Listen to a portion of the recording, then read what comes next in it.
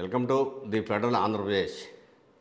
అమరావతి రాజధాని ప్రాంతానికి పోవడానికి ప్రకాశం బ్యారేజీ దగ్గరలోని కొండవీటి వాగుపై ప్రస్తుతం ఉన్నటువంటి బ్రిడ్జి సింగిల్ రోడ్డు కావడం వల్ల వాహనదారులు చాలా ఇబ్బందులు పడుతున్నారు. ఒక కారు వెళుతుంటే రెండో వైపున ఆగిపోవాల్సి వస్తుంది.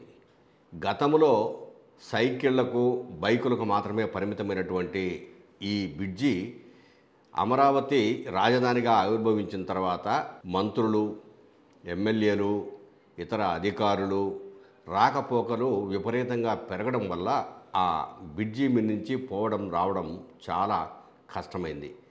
కరకట్టకు ఆనుకొని ఈ బ్రిడ్జి ఉంటుంది.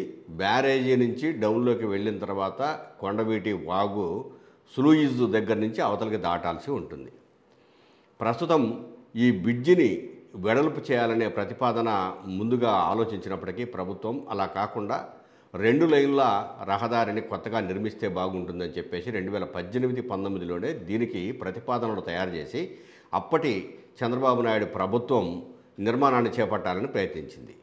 ఆ తర్వాత 2019లో ఎన్నికలు రావడం, చంద్రబాబు నాయుడు ప్రభుత్వం ఓడిపోవడం, వైఎస్ఆర్సీపీ ప్రభుత్వం నేతృత్వంలోనే జగన్మోహన్ రెడ్డి ముఖ్యమంత్రి కావడం జరిగింది.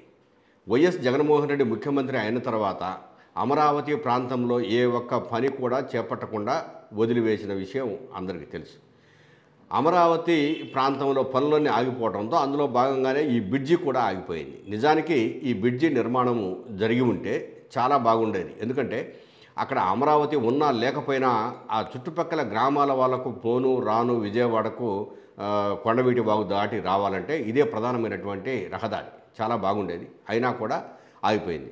ప్రభుత్వం మళ్ళీ ఏడాదిన్నర తర్వాత, ఈ నూతన ప్రభుత్వం ఏడాదిన్నర తర్వాత ఆలోచించి ఈ కొండవీటి వాగుపై బ్రిడ్జిని తప్పనిసరిగా నిర్మించాలనే ఉద్దేశంతో 58.58 కోట్ల రూపాయలతోటి నిర్మాణం చేపట్టాలని మొత్తం ఇందుకు సంబంధించిన ప్రతిపాదనలు ముందు నుంచే ఉన్నాయి. కాబట్టి వాటిని ఇంకేదన్నా ఆలోచించి నిధులు ఖర్చు ఎక్కువైతే ఇవ్వడానికి కూడా ప్రభుత్వం నిర్ణయించింది. ఈ మేరకు పనులు చేపట్టడానికి ఒక రెండు రోజుల క్రితం జీవోను కూడా జారీ చేసింది. త్వరలోనే ఈ పనులు చేపట్టబోతున్నారు. ఈ కొండవీటి వాగుపై ఈ బ్రిడ్జి నిర్మాణం పూర్తయితే విజయవాడ అంటే ఉండవల్లి వైపు నుంచి కానీ ఇట్లా అమరావతి లోపలి ప్రాంతం నుంచి కానీ విజయవాడ నగరంలోకి రావడానికి చాలా ఈజీ అవుతుంది. ఈ బ్రిడ్జి నిర్మాణం వల్ల అమరావతి ప్రాంతంలోని ఈ 29 గ్రామాలు ఇంకా ఉన్నటువంటి ఒక 30 గ్రామాల వరకు కూడా ఆ ప్రాంతం వాళ్ళంతా రావడానికి రహదారి చాలా ఉపయోగపడుతుందని చెప్పేసి ఇక్కడ విజయవాడ స్థానికులు అట్లాగనే అమరావతి ప్రాంతంలోని స్థానికులు చెప్తున్నారు.